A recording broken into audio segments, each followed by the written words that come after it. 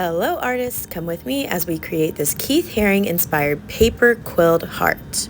What in the world is paper quilling?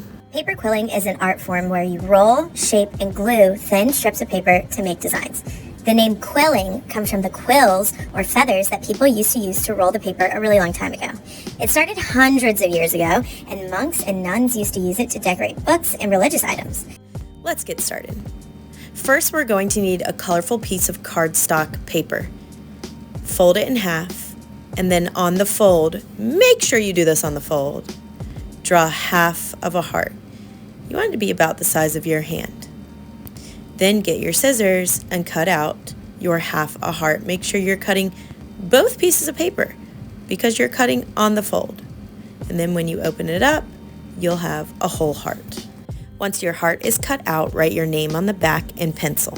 It's important that we use cardstock, which is a thick type of paper for this heart, because we're about to glue things all over it, and if you don't use cardstock, it won't hold all that glue. Now grab your quilling paper. I'm using 1/2-inch strips of black construction paper to do my quilling. Pinch one end really small and then roll the paper all the way up. It takes a little bit of patience and a little bit of practice, but I know that you can do it.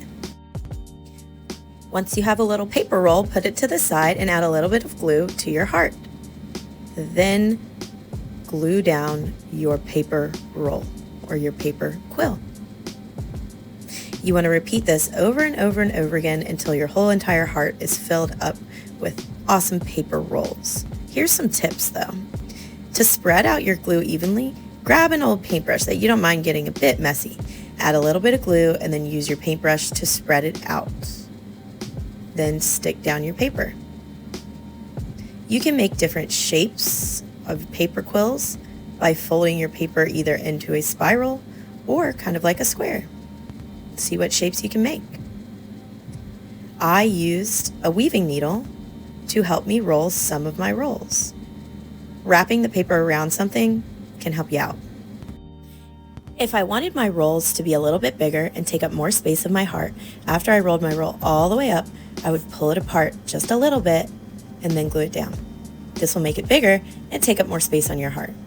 I also found out if I glue the tails back onto the roll, it looks a little bit neater. If you figure out any helpful tricks while you're doing this, share them with your table mates. Once we're done with our heart, let's complete our artwork using bold lines and simple figures, just like Keith Haring. I'm going to take my paper quilled heart and place it on top of my square piece of white paper. And then I'm going to trace that heart with a pencil. Using my pencil again and the technique of drawing light until I get it right, I'm going to add some really simple figure outlines to my creation, just like Keith Haring did. Now I'm going to be grading you on how carefully you complete your lines. I want them to be solid and smooth with no paintbrush frays showing in the finished piece. To do that, make sure your paintbrush is having a good hair day. Keep the bristles soft and tidy. Don't press too hard on the brush. That can spread out the bristles and make messy lines. When you notice the paint starting to run out, reload your brush so your lines stay bold and even. And finally, make sure your lines meet up where they're supposed to.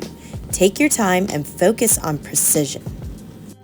When you're done painting your bold, neat lines, just like Keith Haring, we'll let it dry, and then we'll take some liquid glue and glue our paper quilled heart to our Keith Haring inspired background. And that's all it is to it. I love how the bold lines that you painted complement the lines from the paper quilling. And art teachers, if you want to try this lesson out with your students, check out my lesson plan and handouts on my Teachers Pay Teachers store.